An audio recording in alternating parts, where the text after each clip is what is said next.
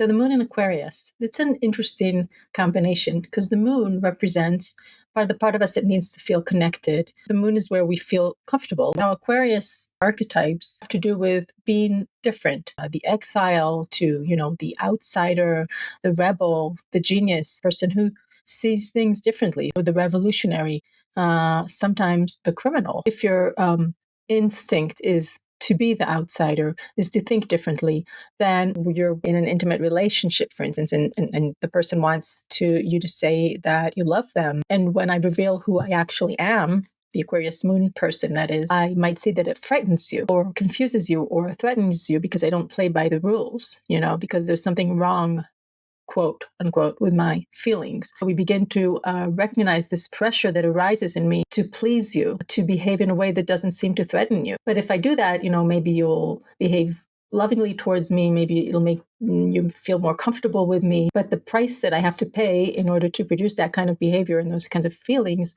is the price of falsifying myself, of not being myself. And Aquarius has a lot to do with individuality and authenticity. So ironically, the closer you get to me, the more alienated I feel. So you see the double bind here. It doesn't mean that if I have an Aquarian moon, I'm doomed in that way. The path for you is to be direct and honest with what you feel. This is, of course, easier said than done for everyone, I think. Maybe not for Scorpio. But your feelings don't work according to the predictable script. And that is something that a lot of people don't feel comfortable with. Aquarius is always about stepping out of the predictable script. So really what you need to find is people who accept that, who can live with that in a context that's not about relationships necessarily, because we're not always in a relationship and we always have the moon somewhere, right? So if you have the moon in Aquarius, your key to happiness is seeing things differently.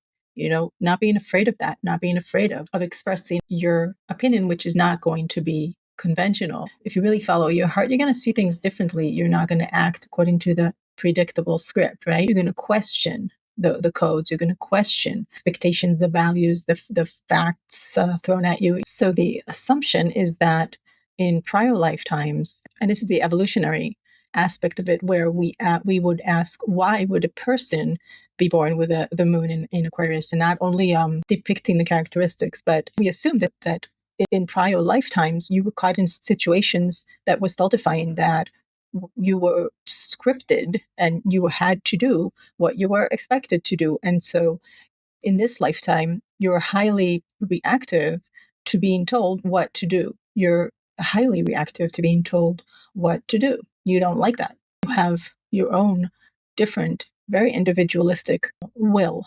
What I would say is listen to that voice in you. And that is your key to happiness.